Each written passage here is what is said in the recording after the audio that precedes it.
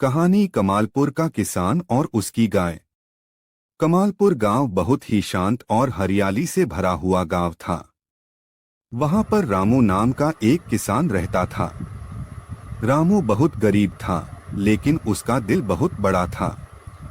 उसकी सबसे बड़ी दौलत थी उसकी एक सफेद गाय, जिसका नाम था गौरी। रामू गाय का दूध निकालकर उसे बेचता था और उसी से अपने घर का खर्चा चलाता था। गांव के लोग भी रामू की ईमानदारी और सादगी की बहुत तारीफ करते थे। एक दिन अचानक गौरी बीमार हो गई।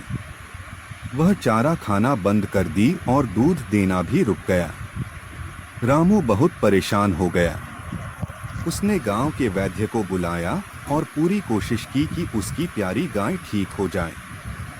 लेकिन तभी गांव में एक लालची आदमी, जिसका नाम था हरी, आया और उसने रामू से कहा, तुम्हारी गाय अब किसी काम की नहीं है, इसे मुझे दे दो, मैं मांस वालों को बेच दूंगा, बदले में तुम्हें पैसे मिल जाएंगे।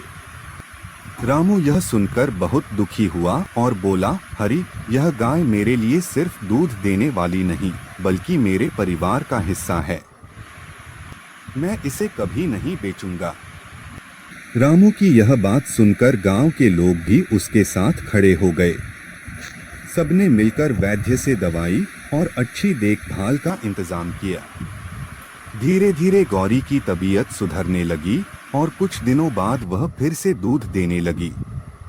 रामू बहुत खुश हुआ और बोला, यह गाय सिर्फ मेरी नहीं है, यह पूरे गांव की है, इसका दूध हम सब मिल बांटकर पिएंगे।